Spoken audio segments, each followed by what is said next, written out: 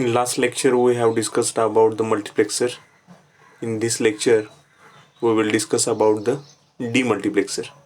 Demultiplexer has exactly opposite working as that of the multiplexer. Okay, मल्टिप्लेक्सरचं जे working आहे ते आपण गेल्या लास्ट लेक्चरमध्ये बघितलेलं आहे. या लेक्चरमध्ये आपण काय बघणार आहोत? डीमल्टिप्लेक्सर. मल्टिप्लेक्सर म्हणजे काय सांगितलेलं की एक सिंगल लाईन असते. या सिंगल लाईनवरून मल्टिपल सिग्नल्स आहेत ते आतमध्ये टाकायचे आणि मग आपल्याला काय भेटणार आहे त्याचं एक आउटपुट. म्हणजे देअर आर मेनी इनपुट भरपूर असतील आणि आउटपुट मात्र काय असेल? सिंगल असेल, वन असेल. त्याला म्हणायचं multiplexer, right. It will also called as a mux. आता हा मक्स कुठे यूज केला जातो? तर mux used as a broadcasting. म्हणजे जे काही आपण सिग्नल आहेत ते टी व्ही चॅनलचे जे ओनर आहेत ते काय करणार आहेत? वेगवेगळे स्पेक्ट्रम विकत न घेता एक सिंगल लाईन फक्त घेणार आणि सिंगल लाईनवरून मल्टिपल चॅनल्स आहेत ते ॲक्युमुलेट करणार आणि ते सिंगल लाईनवरून ट्रान्समिट करणार आणि आउटपुटच्या साईडला आपल्याला मग ते सिंगल लाईनला एका लाईनला भेटणार. आता डीमल्टिप्लेक्सर कुठे यूज करायचा? तर साहजिकच त्यांनी आता काय केलेलं आहे? सगळे सिग्नल्स आहेत ते एकत्र केलेले आहेत आणि ते एकत्र केलेले सिग्नल मला काय करायला पाहिजेत? हे एका लाईनमधून आलेले आहेत. हे मला आता सॉर्ट आउट करून काय करायला पाहिजे? Separate out. हे सगळे वेगवेगळे आहेत ते करायला पाहिजे. म्हणजे हे स्टार प्रवाह, स्टार स्पोर्ट्स, त्यानंतर स्टार न्यूज, त्यानंतर स्टार किड्स काहीतरी आता आहे असे चॅनल्स आपण डिस्कस करूया. हे आता मला काय करायला पाहिजे? टी व्हीच्या ठिकाणी सेपरेट आउट करायला पाहिजेत. म्हणजे हे चॅनल वेगळ्या ठिकाणी, हे चॅनल वेगळ्या ठिकाणी, हे चॅनल वेगळ्या ठिकाणी, हे चॅनल वेगळ्या ठिकाणी. बरोबर. Means at the time of transmission we use mux, MUX, and at the time of receiver we use demux, DMUX. Okay, मग demultiplexer is exactly opposite to that of the multiplexer. जसं मल्टिप्लेक्सरला many inputs असतात आणखी one output असतो, similar to that demultiplexer is a circuit which have one input, एक input असतो आणि many output असतात. बरोबर. आता त्याचे टाईप्स देखील कसे आहेत बघा? सेमच आहेत. म्हणजे आपण जे मल्टिप्लेक्सरचे बघितलेले त्याच्या बरोबर उलटे. म्हणजेच आपण काय बघितलेलं? तर मल्टिप्लेक्सरमध्ये बघितलेलं की 2:1, 2:1 किंवा 4:1 किंवा 8:1. बरोबर. त्याच्या बरोबर विरुद्ध 1:2 डिमक्स, 1:4 डिमक्स, 1:8 डिमक्स, 1:16 डिमक्स. 1:16 मी त्या राऊंडमध्ये का घेतला नव्हता?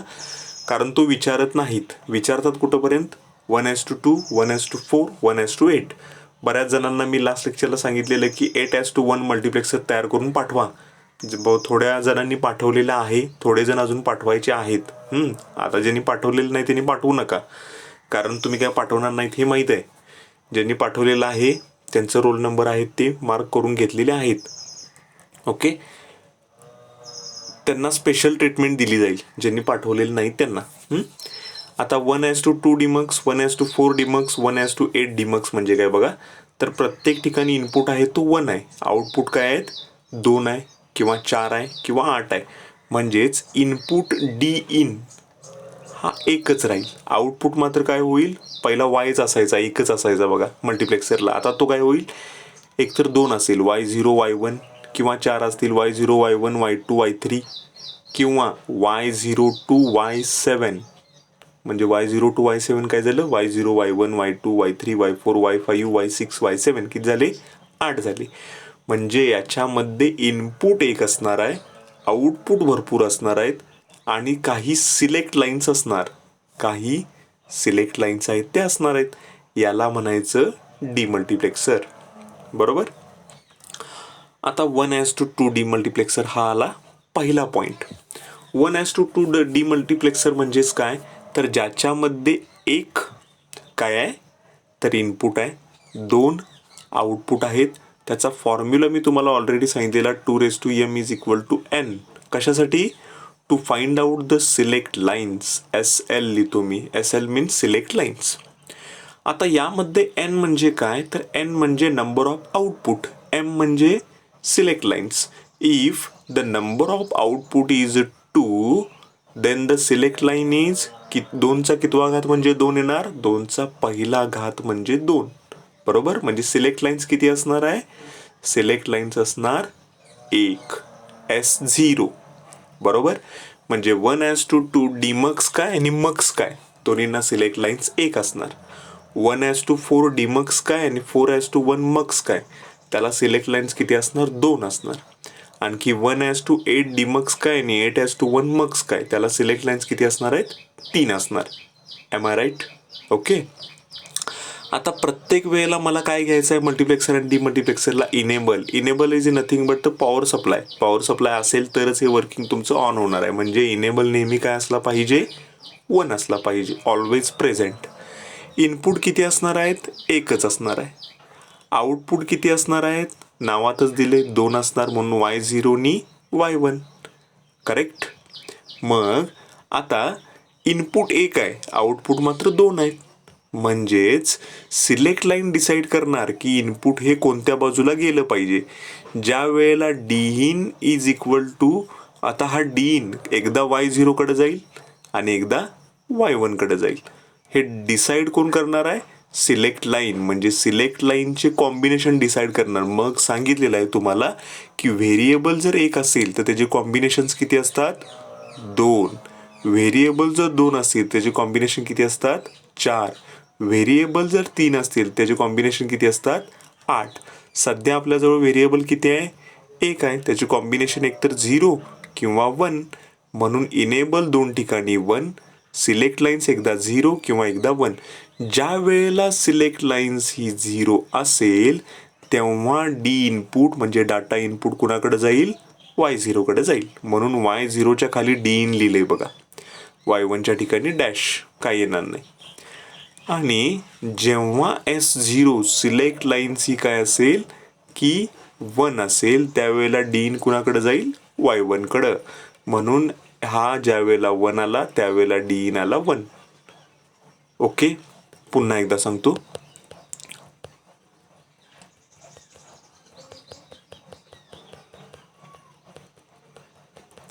ओके, इथंपर्यंत तुम्हाला सिलेक्ट लाईन्स किती असतात ते तरी समजलेलं आहे फॉर्म्युलानुसार. सिलेक्ट लाईन्स डिसाईड करणार की आयदर इनपुट कुठं जाईल. ओके, सिलेक्ट लाईन ज्या वेळेला 0 येईल त्यावेळेला डी इन कुणाकडे जाईल, डाटा इनपुट Y0 कडं, म्हणून इथे लिहिला. आणि ज्या वेळेला सिलेक्ट लाईन्स हा 1 असेल त्यावेळेला डाटा इनपुट कुणाकडे जाईल, Y1 कडं, म्हणून इथं 1 लिहिला म्हणजे डी इन घेतला. ओके, म्हणजे याच्यामध्ये इनेबल हा तुमचा नेहमी ऑन असलाच पाहिजे, म्हणून तो 1-1. सिलेक्ट लाईनचे कॉम्बिनेशन आयदर 0 आयदर 1. आणि Y0 आणि Y1 हे तुमचे आउटपुट आले. सिलेक्ट लाईन डिसाईड करेल की इनपुट तुमचा Y0 कडे जाईल की Y1 कडे जाईल. बरोबर. आता आपलं ठरलेले कॉम्बिनेशन आहेत. काय ठरलेले कॉम्बिनेशन आहेत तर पहिल्यांदा ब्लॉक डायग्राम काढायची, सेकंड ट्रूथ टेबल काढायचा, थर्ड लॉजिकल इक्वेशन काढायचं आणि फोर्थ लॉजिकल डायग्राम. आता आपल्याला काय काढायला पाहिजे, लॉजिकल इक्वेशन. मग लॉजिकल इक्वेशन आता किती येणार, आउटपुट जितके असतात तितके लॉजिकल इक्वेशन येतात. मक्समध्ये आउटपुट एकच असायचा Y, त्यामुळे लॉजिकल इक्वेशन असायचं फक्त 1. इथं मात्र तुमचे आउटपुट 2 आहेत, एक Y0 आहे आणि दुसरा Y1 आहे. त्यामुळे तुम्हाला आउटपुट किती भेटणार आहेत, लॉजिकल इक्वेशन किती भेटणार, 2. चला Y0 साठी इक्वेशन घेऊया. Y0 is equal to E. Enable आहे 1 म्हटल्यानंतर ह्याचा बार घेण्याची गरज नाही, E आहे तसा घ्या. त्यानंतर पुढं S0 0 आहे म्हणून त्याचा बार, आणि पुढं काय आलाय डी इन, तो डी इन आहे तसा लिहा. म्हणजे Y0चं काय झालं, ES0 bar D in. Similarly Y1चं इक्वेशन काय येणार, ES0 आणि डी इन. हे तर लिहिलेलं आहे बघा, ES0 bar D in, ES0 D in. कळालं. ह्या दोन्हींची ॲडिशन करायची नाही हां. ॲडिशन आपण फक्त मक्समध्ये करणार, कारण मक्समध्ये तुमचा एकच आउटपुट असतो. म्हणून मक्समध्ये तुम्ही काय करताय की दोन्हींची ॲडिशन करताय. मात्र इथं तुम्ही ॲट एनी कॉस्ट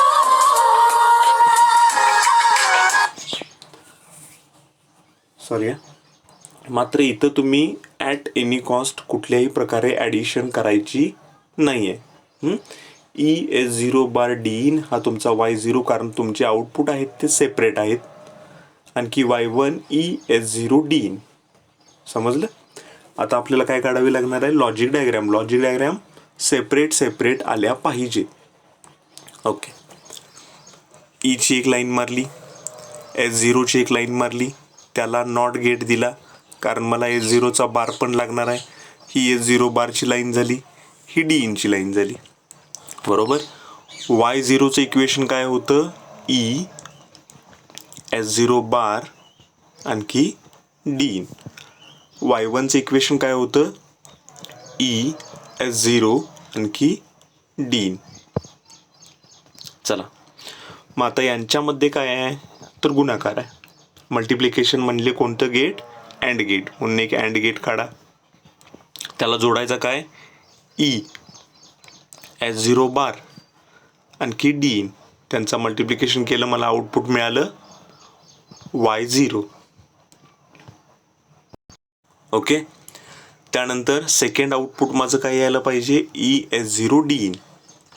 म्हणून आणखी एक अँड गेट काढला, त्याला ई जोडला, त्याला S0 जोडला, त्याला डी इन जोडला आणि मला मिळालं Y1.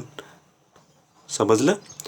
म्हणजेच आपण सेम प्रोसेस करायला लागलोय, फक्त exactly opposite process.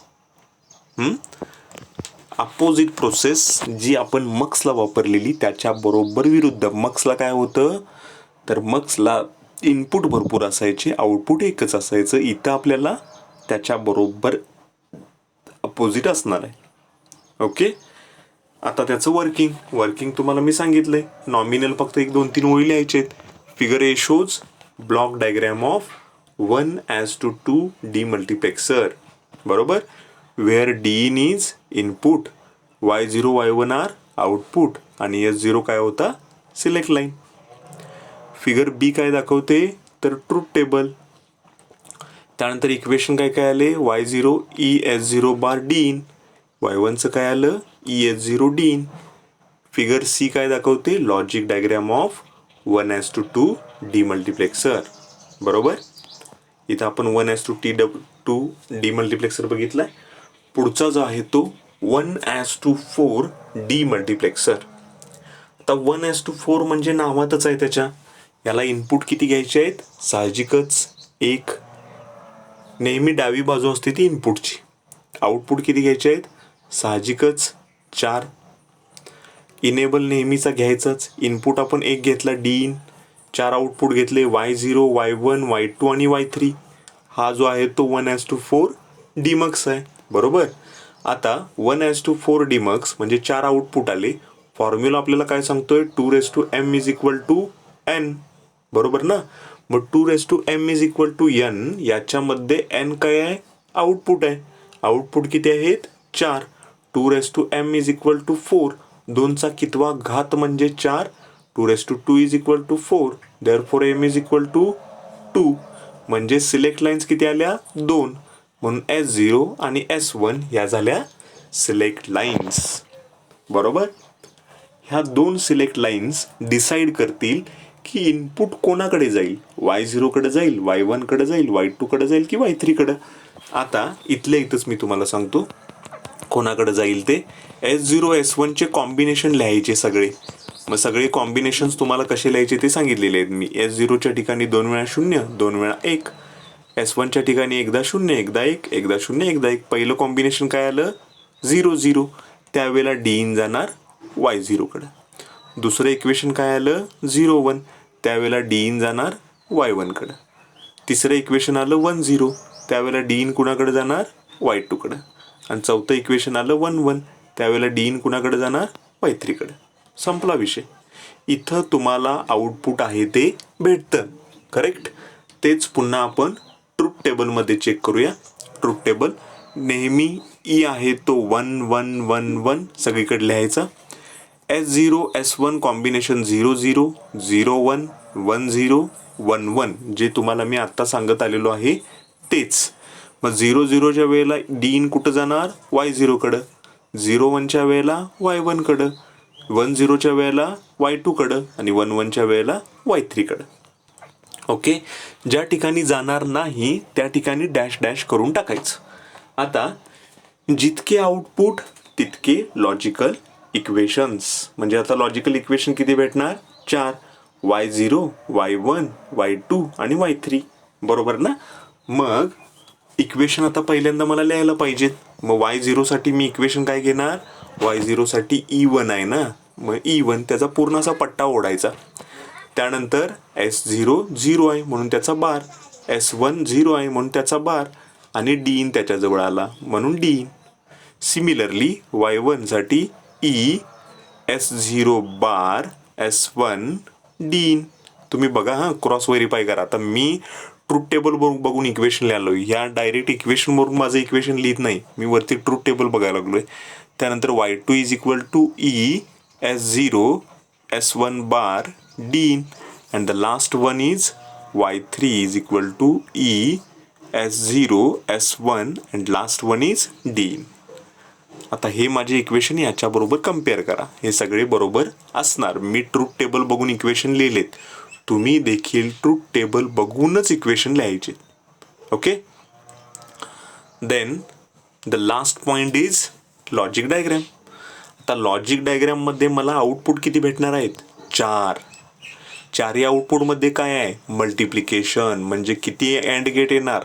4 and gate येणार. हा 1, हा 2, हा 3 आणि हा 4. बरोबर. त्याचे इक्वेशन लिहून घ्यायचे. मला ई लागणार, ईची लाईन ओढली. s0 बार लागणार, नॉट गेट घ्या, त्याची लाईन घेतली. s1 त्याचा नॉट गेट लागणार, s1 बार घ्या आणि d. बरोबर. तर प्रत्येकाला त्याचे इनपुट जोडत जावा. पहिल्यासाठी काय लागणार आहे? ई लागणार आहे, s0 बार s1 बार d. संपलं, मिळालं मला y0. दुसऱ्यासाठी काय लागणार आहे? ई s0 बार s1 d. चला, मला मिळालं y1. तिसऱ्यासाठी ई s0 त्यानंतर s1 बार d, मला मिळाला y2. आणि लास्टच्याला बार कुठलाही येणार नाही, ई s0 s1 d, मला मिळाला y3. ओके. हे झाले माझे 4 आउटपुट. मीन्स 1:4 डिमक्स. त्याचं वर्किंग बघूया. Figure A shows block diagram of 1:4 demultiplexer where Din is input and y0, y1, y2, y3 are output. Here s0 and s1 are select lines. जे काय आहे ते डायग्राम मध्ये तेच लिहिले, त्याच्या व्यतिरिक्त वेगळं काय लिहिलेलं नाही.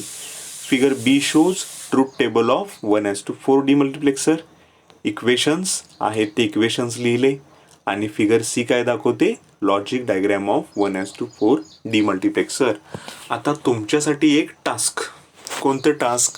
तर you have to prepare 1:8 demultiplexer. Okay. जसा तुम्ही मक्स तयार केला तसा तुम्ही डीमक्स देखील प्रिपेअर करा. त्याच्यामध्ये एक इनपुट ठेवा डीन, इनेबल द्या. 8 आउटपुट आहेत म्हणजे सिलेक्ट लाईन्स किती येणार? 3, म्हणजे s0 s1 आणि s2. त्यानंतर 8 आउटपुट y0 to y7 हे 8 आउटपुट द्या आणि त्यानुसार एक हे तयार करा आणि आजच्या आज मला याचा आन्सर पाठवा. ओके. आता ॲप्लिकेशन ऑफ डीमल्टिप्लेक्सर हा शेवटचा पॉईंट. कधी लिहायचा? 1:8 डीमल्टिप्लेक्सर तुम्ही वर्किंग लिहिल्यानंतर मग ॲप्लिकेशन ऑफ डीमल्टिप्लेक्सर लिहायचा. हे तुम्हाला मी होमवर्क द्यायला लागलोय, टास्क द्यायला लागलोय. 1:8 डीमक्सचं ते सॉल्व्ह करा आणि मला पाठवून द्या. ॲप्लिकेशन्स डीमल्टिप्लेक्सर कुठं वापरतात? डिकोडरमध्ये. डिकोडर म्हणजेच काय? रिसिव्हरच्या ठिकाणी. एनकोडर म्हणजेच ट्रान्समिशन. त्यानंतर टाईम डिव्हिजन मल्टिप्लेक्सिंग, जिथं मल्टिप्लेक्सिंग किंवा डीमल्टिप्लेक्सिंग असतं त्या ठिकाणी देखील डीमल्टिप्लेक्सर आहे तो वापरलेला असतो. हे बरेच टाईप आहे तिथे. TDM, FDM. TDM म्हणजे टाईम डिव्हिजन मल्टिप्लेक्सिंग, FDM म्हणजे फ्रिक्वेन्सी डिव्हिजन मल्टिप्लेक्सिंग. त्या ठिकाणी हे डीमल्टिप्लेक्सर आहेत ते मल्टिप्लेक्सर आणि डीमल्टिप्लेक्सर हे दोन्ही पण वापरतात. ओके. आता आपण डीमल्टिप्लेक्सर बद्दल फुल्ली बघितलेलं आहे. इथून पुढे आपण फ्लिपफ्लॉप बद्दल बघणार आहोत.